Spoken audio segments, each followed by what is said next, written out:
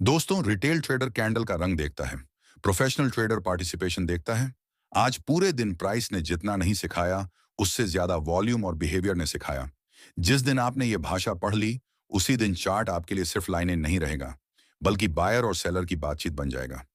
आज का चार्ट देखकर ज्यादातर लोग बोलेंगे कि पहले ब्रेकआउट हुआ, फिर ब्रेकडाउन हुआ। लेकिन असली कहानी ब्रेकआउट या ब्रेकडाउन की नहीं थी। असली कहानी थी कि स्मार्ट मनी ने रिटेल को 2 बार ट्रैप कैसे किया। आज हम कैंडल नहीं पढ़ेंगे, बिहेवियर पढ़ेंगे। पहली कैंडल से बायर ने कंट्रोल लिया, लेकिन उसके बाद क्या हुआ? मोमेंटम धीरे धीरे कम होने लगा। प्राइस ऊपर था, लेकिन एक्सपेंशन नहीं था, फॉलो थ्रू नहीं था। मार्केट बैलेंस में चला गया। इसका मतलब बायर प्राइस ऊपर तो रख पा रहा था, लेकिन सेलर को हटा नहीं पा रहा था। यानी कंट्रोल पूरा किसी के पास नहीं था। अब ध्यान से देखो, रेंज का लो टूटा। रिटेल क्या करेगा? ब्रेकडाउन हो गया। अब सेल करो। यही पहली गलती। क्यों? क्योंकि ब्रेकडाउन के तुरंत बाद प्राइस वापस ऊपर आ गया। मतलब नीचे लिक्विडिटी उठी। सेलर ने जितनी सेलिंग की, बायर ने उसे अब्सॉर्ब कर लिया। यानी ब्रेकडाउन टिक नहीं पाया। अब आती है बड़ी ग्रीन कैंडल। दोस्तों, ये सिर्फ ग्रीन कैंडल नहीं है। इस कैंडल ने 3 काम किए। पहला, फेल्ड ब्रेकडाउन को रिजेक्ट किया। दूसरा, डे हाई बनाया। मतलब बायर ने सिर्फ बाउंस नहीं किया, कंट्रोल वापस लेने की कोशिश की। तीसरा, वॉल्यूम भी अच्छी थी, मतलब पार्टिसिपेशन भी था। अब रिटेल क्या करेगा? जो पहले सेल थे, वो कवर करेंगे। जो ब्रेकआउट ट्रेडर हैं, वो बाय करेंगे। यानी मार्केट में बाइंग प्रेशर और शॉर्ट कवरिंग दोनों जुड़ गए। यहीं रिटेल दूसरी बार फंसने की तैयारी करता है। अगर बायर सच में स्ट्रांग था, तो अब क्या होना चाहिए था? लगातार higher high, strong follow through. लेकिन ऐसा नहीं हुआ। अगली ही बड़ी रेड कैंडल आई। अब इस कैंडल को ध्यान से पढ़ो। इसने डे हाई बनाने वाली ग्रीन कैंडल का पूरा लो तोड़ दिया। मतलब बायर का इमीडिएट कंट्रोल खत्म। लेकिन सबसे जरूरी ऑब्जर्वेशन, इस रेड कैंडल की वॉल्यूम ग्रीन कैंडल से लगभग आधी है। यानी प्राइस बहुत गिरा, लेकिन सेलिंग पार्टिसिपेशन उतनी नहीं थी। इसका मतलब क्या? सेलर बहुत ताकतवर हो गया? जरूरी नहीं। ज्यादा संभावना यह है कि बायर ऊपर टिक नहीं पाया। डिमांड हट गई। कम सेलिंग में भी प्राइस गिर गया।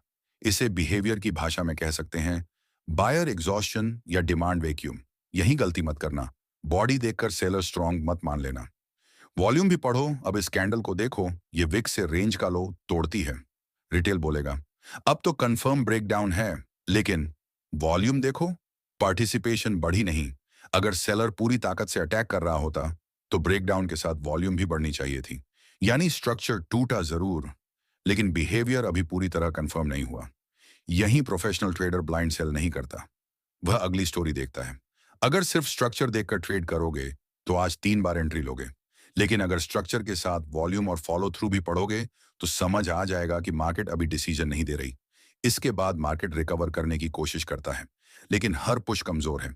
बायर प्राइस ऊपर ले जा रहा है, लेकिन कन्विक्शन नहीं है। यह स्लो ऑक्शन है, यह ट्रेंड नहीं है। अब यहीं से पूरे दिन का सबसे महत्वपूर्ण बिहेवियर चेंज शुरू होता है। इसलिए इस हिस्से को ध्यान से समझिए।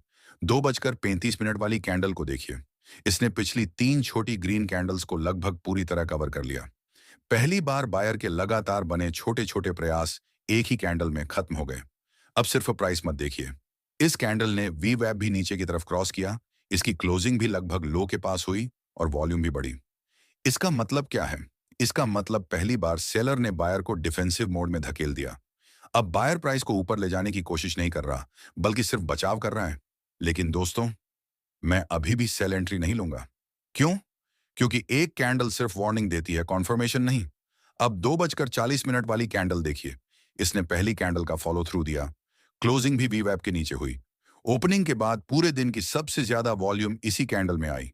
और सबसे महत्वपूर्ण, यही रेंज का स्ट्रक्चर भी टूट गया। अब पहली बार 4 चीजें एक साथ दिखाई दे रही हैं। प्राइस वी वेब के नीचे, रेंज स्ट्रक्चर टूट चुका है, सेलर का फॉलो थ्रू मिल चुका है, वॉल्यूम सेलर का साथ दे रही है। यही हमें अलर्ट हो जाना चाहिए था। अब अगली 3 कैंडल को देखिए। तीनों ने वी वैप और पुराने स्ट्रक्चर लो के नीचे ही क्लोजिंग दी। इसका मतलब बायर बार बार कोशिश करने के बावजूद प्राइस को वापस वैल्यू एरिया में नहीं ला पा रहा। यानी अब वीकनेस टेम्पररी नहीं, एक्सेप्ट होने लगी है। इसी दौरान ऑप्शन चेन में भी बदलाव शुरू हो गया। कॉल ओआई तेजी से बढ़ने लगी और पुट ओआई तेजी से घटने लगी। मतलब सिर्फ चार्ट नहीं, डेरिवेटिव्स मार्केट भी नीचे की संभावना को सपोर्ट करने लगा। अब आती है असली एंट्री। 3 बजे वाली बड़ी बेरिश मोमेंटम कैंडल को देखिए। इस कैंडल ने सिर्फ नीचे मूव नहीं किया, इसने 24,000 जैसे साइकोलॉजिकल सपोर्ट और 2:40 वाली कॉन्फर्मेशन कैंडल का लो दोनों को तेज मोमेंटम के साथ तोड़ दिया। यहीं हमें सेल एंट्री लेनी चाहिए थी, क्योंकि अब हमारे पास सिर्फ एक सिग्नल नहीं बल्कि कई कॉन्फर्मेशंस थीं। बायर लगातार वीक था, वीवेप टूट चुका था, स्ट्रक्चर टूट चुका था, फॉलो थ्रू मिल चुका था, ऑप्शन चेन सेलर को सपोर्ट कर रही थी और अब मोमेंटम ब्रेकडाउन भी मिल गया। यानी अब ट्रेड सिर्फ कैंडल देखकर नहीं, पूरे बिहेवियर के आधार पर लिया जा रहा था। स्टॉप लॉस 3 बजे वाली मोमेंटम कैंडल के हाई के ऊपर, टारगेट डे लो और हमें वो टारगेट मिला। प्रोफेशनल ट्रेडर कॉन्फर्मेशन देखकर भी तुरंत ट्रेड नहीं करता। वह तब ट्रेड करता है जब कन्फर्मेशन, एक्सेप्टेंस और मोमेंटम तीनों एक दिशा में खड़े हो जाएं। आज 3 बजे हमें यही तीनों चीजें एक साथ मिली। अगर मैं 2:35 पर सेल कर देता तो मैं सिर्फ कैंडल ट्रेड कर रहा होता। अगर 2:40 पर सेल कर देता तो मैं कॉन्फर्मेशन ट्रेड कर रहा होता। लेकिन 3 बजे सेल करके मैं बिहेवियर, कन्फर्मेशन, एक्सेप्टेंस और मोमेंटम चारों को देखिए, यही पूरे दिन की हाईएस्ट प्रोबेबिलिटी एंट्री थी। दोस्तों, बहुत मेहनत से वीडियो बना रहा हूं, आपका लाइक, शेयर और सब्सक्राइब मुझे इसी तरह के वीडियो बनाने के लिए प्रेरित करेंगे। मैं जो चीजें आपको समझा रहा हूं कोई 1-2 लाख के कोर्स में भी नहीं बताएगा। आप पूरे यूट्यूब पर सर्च कर लीजिए। अगर इस तरह का एनालिसिस किसी ने किया होगा तो आपको कहीं नहीं मिलेगा। इसलिए नीचे फेसबुक पेज और व्हाट्सएप चैनल का लिंक दिया है। ज्वाइन कीजिए वीडियो और चैनल को लाइक शेयर कीजिए। धन्यवाद।